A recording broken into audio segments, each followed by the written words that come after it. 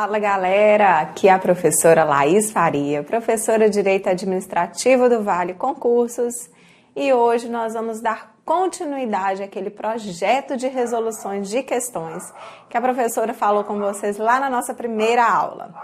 Então a gente vai continuar vendo algumas questõezinhas porque essas aulas são muito interessantes para vocês, é muito bacana. Estudar, gente, fazendo exercícios é muito bom. Eu super aconselho vocês e vai mais uma dica da professora. Assim que vocês souberem, tem gente que ainda não sabe, né, o concurso que vai fazer, que ainda não saiu o edital, mas assim que o edital sair, vocês souberem a banca de vocês, já façam um mix aí de várias questões de todas as matérias, não só da matéria de Direito Administrativo, tá?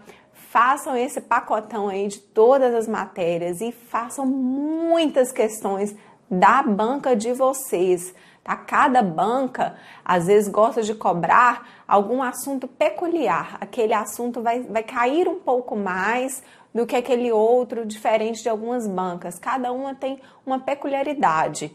Então, é interessante que vocês conheçam a banca com a qual vocês estão indo prestar essa prova de concurso público, tá bom?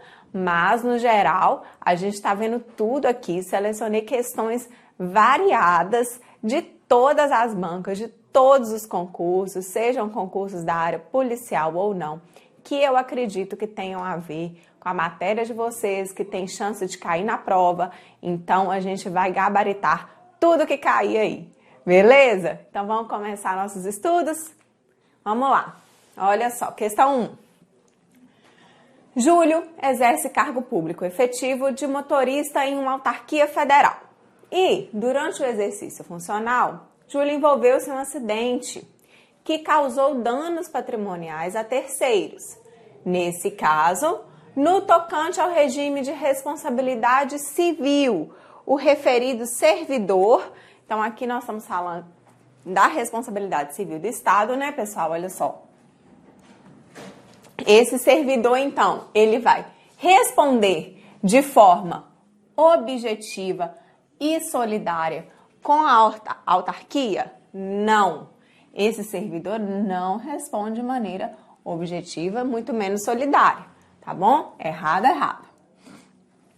Este servidor não responde em hipótese alguma, pois se trata de hipótese de responsabilidade integral da União? Não, também está errada. Não é hipótese alguma que o servidor não irá responder. C. Responderá de forma subjetiva, apenas se incluído no polo passivo da ação pelo terceiro afetado. Gente, ele responde de forma subjetiva, até aqui tá certo, mas ele não se inclui no polo passivo da ação pelo terceiro afetado, tá? O terceiro afetado, ele irá ajuizar uma ação diretamente contra o Estado. Ele não irá colocar o servidor no polo passivo dessa ação de jeito nenhum, tá? Então tá errado. D. Responderá de forma objetiva e subsidiária em relação à autarquia? Não, não responde de forma objetiva, ele responde de forma subjetiva. Até aqui tá certo, tá bom? Letra E, responde de forma subjetiva? Sim. E por meio de ação regressiva? Isto, certíssimo. Olha a nossa alternativa certa aqui, letra E, tá, gente?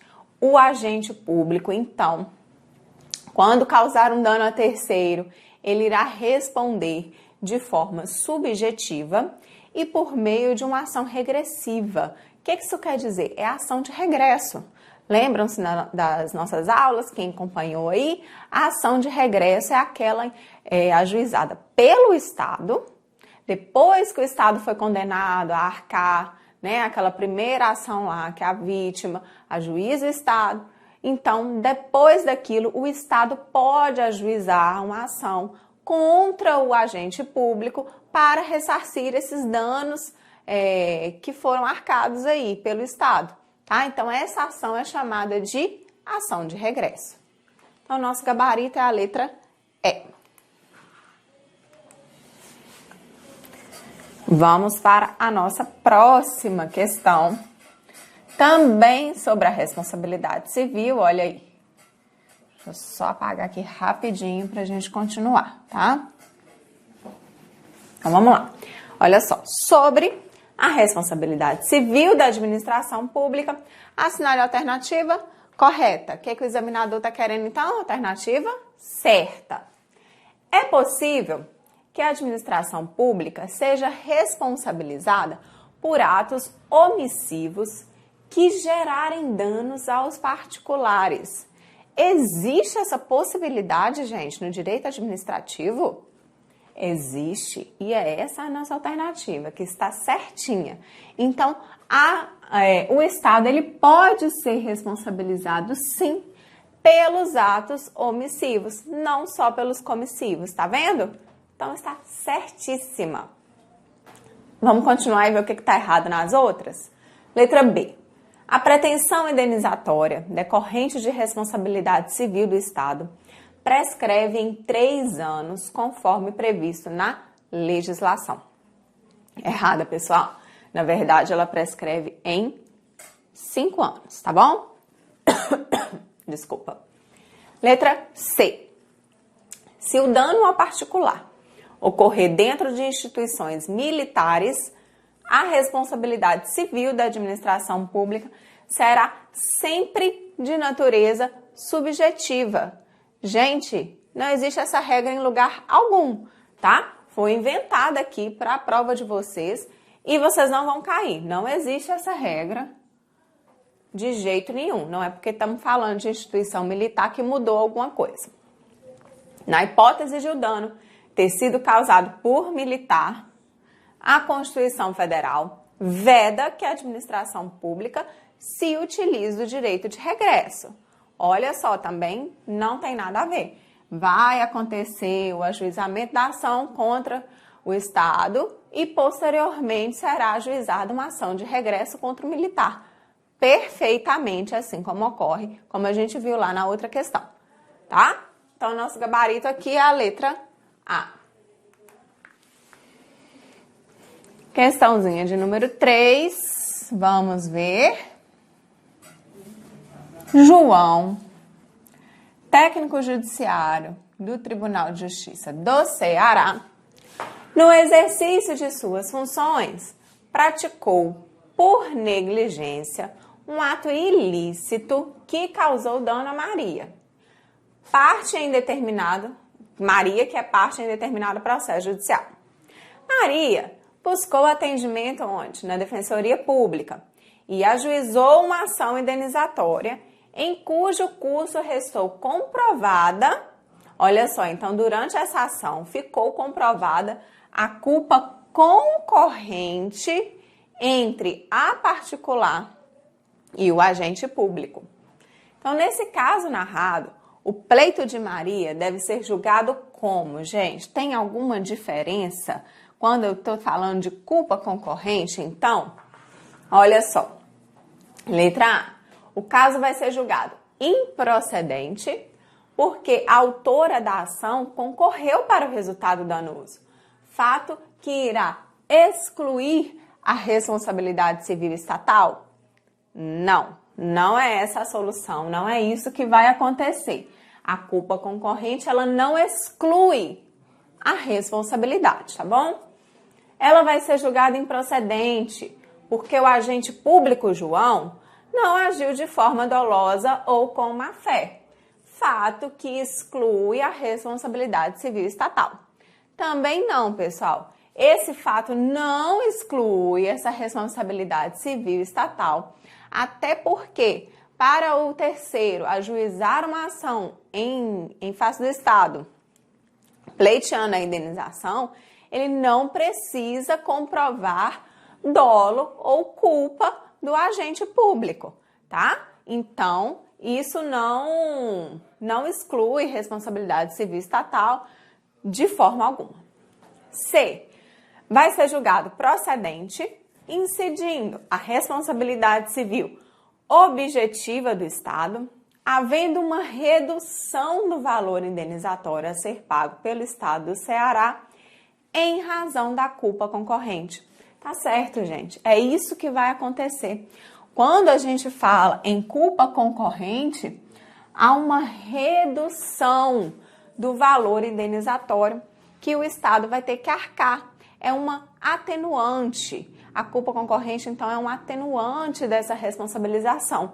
Haverá uma redução proporcional, já que o terceiro também teve uma culpa juntamente com o agente público. Tá? D. A ação vai ser julgada procedente, incidindo a responsabilidade civil subjetiva do Estado do Ceará, devendo o valor indenizatório ser fixado de acordo com o princípio da proporcionalidade. Subjetiva jamais, gente. Responsabilidade do Estado, ela é objetiva, tá? Não confundam isso aí na hora da prova. Procedente, incidindo a responsabilidade civil subjetiva do Poder Judiciário do Ceará, devendo o valor indenizatório ser fixado de acordo com o princípio da proporcionalidade. Também não. Misturou tudo aqui. Estamos falando de responsabilidade civil subjetiva do Poder Judiciário do Ceará. Já saiu do Estado do Ceará, passou para o Poder Judiciário, já inventou tudo aqui de novo. Então, não. Então, nosso gabarito dessa questão é a letra C. Quando ocorre a culpa concorrente, então, da vítima, haverá o quê? Haverá um atenuante nessa responsabilização do Estado. Então, o valor ele pode ser reduzido, o valor dessa indenização. Questão de número 4. Os atos praticados pela administração com liberdade de escolha, quanto a seu conteúdo, conveniência, oportunidade e modo de utilização, são os denominados atos. Vocês precisam ler as alternativas? Será para responder? Ou vocês já mataram a questão só no seu enunciado? Me fala.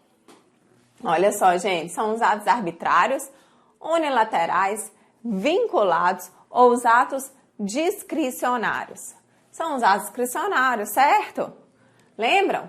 Liberdade de escolha, quanto ao seu conteúdo. Falei em conveniência e oportunidade. Estou falando dos atos discricionários.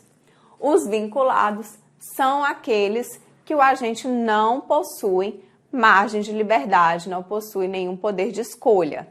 Beleza? Então, aqui é a nossa letra D, o gabarito da questão. Próximo. Quanto à revogação e anulação de atos administrativos, é correto afirmar que a anulação, então estamos falando de anulação. Anulação e revogação, né? Perdão. É correto afirmar que a anulação e a revogação são feitas exclusivamente pelo Poder Judiciário. Errado, né, gente? Não é um ato exclusivo do Poder Judiciário. A administração pública pode anular e revogar os seus próprios atos. É prerrogativa anular.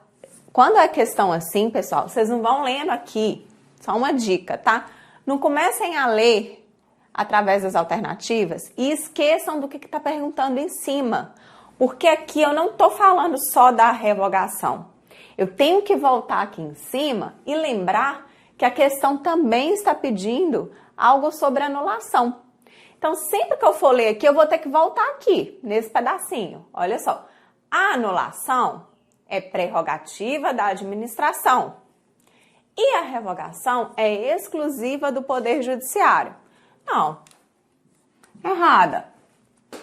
A anulação e a revogação podem igualmente ser feitas tanto pela administração quanto pelo Poder Judiciário. A anulação é feita pelo Poder Judiciário e pela administração. E a revogação é feita exclusivamente pela administração. Gente, essa questão a gente tem que pensar no seguinte. Uma questão que eu estou colocando como estamos falando de atos administrativos dentro da administração pública, certo? Então, a letra D é a correta. A anulação é feita pelo Poder Judiciário. O Poder Judiciário não pode anular, mas não pode revogar atos da administração pública. Ele pode anular, revogar seus próprios atos, tá? Em uma função atípica. Não se esqueçam desse detalhe. Mas o Poder Judiciário não pode intervir no mérito administrativo, lá dentro do Poder Executivo, tá? Então, é feita pelo Poder Judiciário e pela administração. A administração também pode anular seus próprios atos.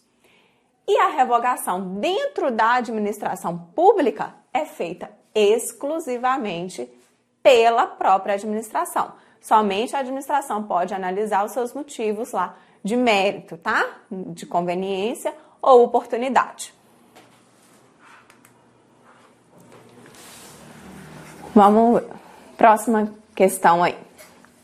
O ato administrativo que nasce afetado por vício insanável, por ausência ou defeito substancial em seus elementos constitutivos ou no procedimento formativo, não gozando, portanto, da aptidão para a produção de efeitos jurídicos, é o denominado ato nulo, anulável, imperfeito ou ato revogável, pessoal.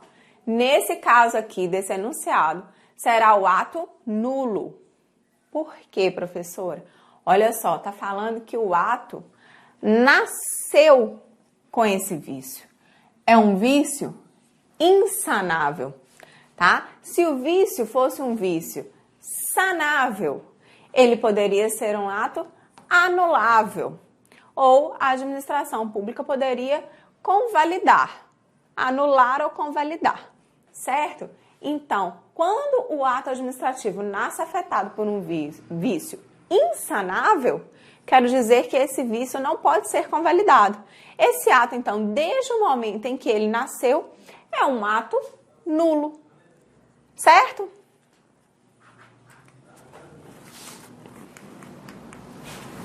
Tentando pular aqui, mas travou. Foi.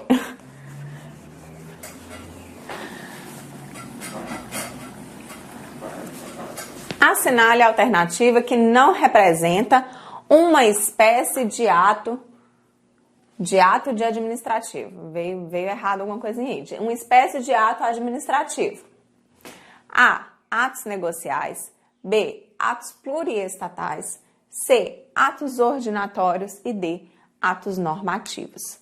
Pessoal, o único aqui que está relacionado, que não é uma espécie de ato administrativo, são atos pluriestatais, né? Os atos administrativos são aquelas espécies do atos normativos, atos ordinatórios, os atos negociais, os atos enunciativos e os atos punitivos. Temos essas 5 espécies aí, né? Elencadas pela doutrina majoritária dos atos administrativos. Atos pluriestatais não entra nesse rol.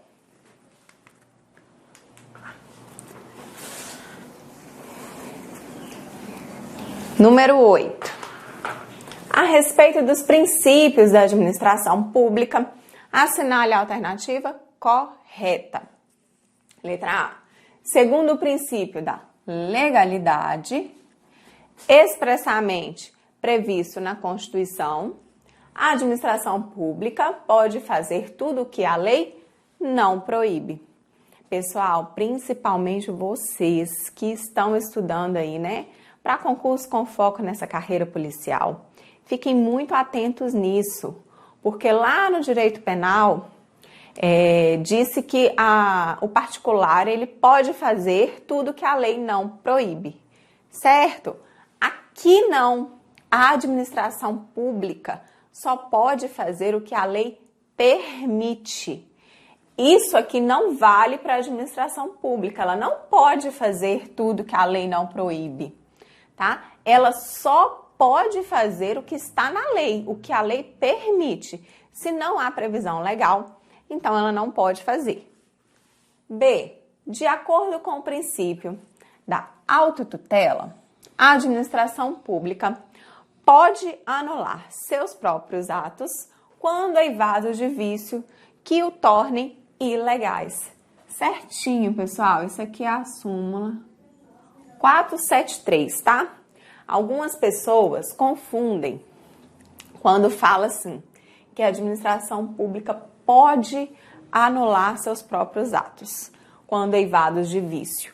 Isso, gente, é um poder-dever. Na verdade, a administração pública, quando emite um ato ilegal, ela deve anular esse ato. Só que lá na letra da súmula, exatamente como está escrito pode, tá? Então, está exatamente como diz na súmula. Então, se cair desse jeito na prova, não está errado. É um poder-dever, na verdade, a administração deve anular seus atos quando eivados de vício de ilegalidade, mas lá na súmula está exatamente assim, pode anular, ok? Princípio da publicidade obriga a publicação de todos os atos praticados pela administração pública, até mesmo dos relacionados à segurança nacional. Olha só, gente, esse até mesmo pesou a questão aí e acabou deixando essa alternativa errada. Porque existem exceções. Então, até aqui tá certo, obriga a publicação de todos os atos. Mas o princípio da publicidade não é um princípio absoluto. Ele permite exceções. E essa é uma das exceções. Quando relacionados à segurança nacional, não necessariamente há necessidade dessa publicação. A publicidade é um princípio constitucional que norteia apenas a administração pública direta. Não, gente, o princípio da publicidade, lá no artigo 37, fala que ele norteia a administração pública direta e indireta também. Não é só a administração direta, tá? O princípio da eficiência não está expressamente previsto na Constituição Federal de 88. Gente, tá sim. Ele não estava previsto lá em 88, quando da publicação da Constituição Federal, né? Quando ela foi feita. Ele não estava previsto. Ele surgiu depois pela emenda constitucional número 19 de 98, tá? Então, o princípio da eficiência surgiu com a emenda constitucional em 98. Mas você abre a Constituição Federal hoje, você encontra o princípio da eficiência lá? Sim, ele foi incluído, ele foi inserido por essa emenda. Então, ele está incluído, sim, está expressamente previsto na Constituição Federal. Ok? A administração pública conta com a incidência de diversos princípios do direito administrativo. Dentre esses princípios, existe o princípio da proteção à confiança, em relação ao qual é correto afirmar que. Então, nós estamos falando do princípio da proteção à confiança. Trata-se de um princípio vinculado à eficiência administrativa, exigindo que a administração pública faça mais com menos recurso. Não, gente, não está vinculado a esse princípio, não. Isso aqui é o princípio da eficiência mesmo. É o conceito do princípio da eficiência. Então, não trouxe nada demais, não. Tal princípio é conhecido também como o princípio da indisponibilidade. Também não tem nada disso, não tem nenhuma regra dizendo isso, não. Tal princípio está associado à necessidade de estabilização das relações jurídicas. Certíssimo, gente. É a letra C, o nosso gabarito, tá? Isso aqui é aquela ideia de que as relações jurídicas, elas devem manter uma certa estabilidade, porque a lei ela não pode retroagir, né, com as mudanças que tem dentro da lei, ela não pode retroagir para prejudicar o direito adquirido, o ato jurídico perfeito e a coisa julgada. Então, é isso que nos diz o princípio da proteção à confiança, ou o princípio da segurança jurídica, como também é chamado. Princípio da proteção à confiança vai de encontro com o princípio da autotutela. Nada a ver também. Vamos para a nossa última questão, número 10. de hoje, né? Que a gente tem muita questão para ver ainda. Regime jurídico administrativo pode ser conceituado como conjunto de princípios que definem a lógica da atuação do ente público, a qual se baseia na existência de limitações e prerrogativas em face do interesse público. Sobre o tema, assinale a alternativa incorreta. O que eu quero então, gente? Incorreta. Olha só, presta atenção. Havendo conflito entre os interesses da sociedade e as necessidades específicas de indivíduos, os primeiros deverão prevalecer. Os primeiros quem, gente? Os primeiros, os interesses da sociedade.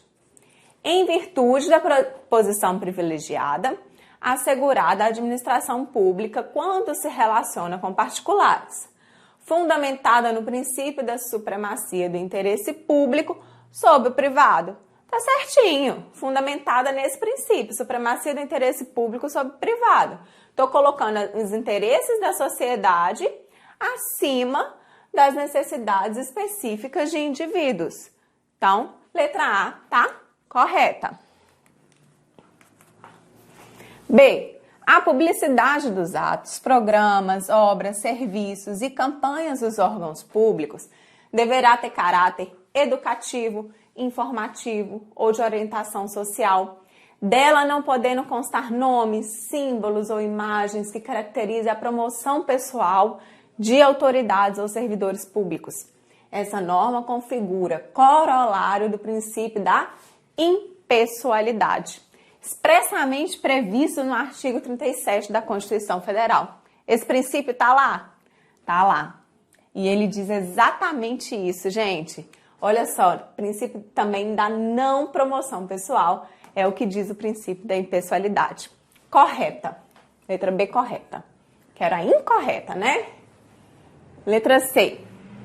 Princípio da moralidade, embora goze de conceito jurídico indeterminado, visa estabelecer a obrigatoriedade de observância dos padrões éticos de conduta para que se assegure o exercício da função pública de forma a atender às necessidades coletivas. Certinho, gente. O princípio da moralidade se traduz na ética. São os padrões éticos de conduta, agir, né, com boa fé, com probidade. É isso mesmo.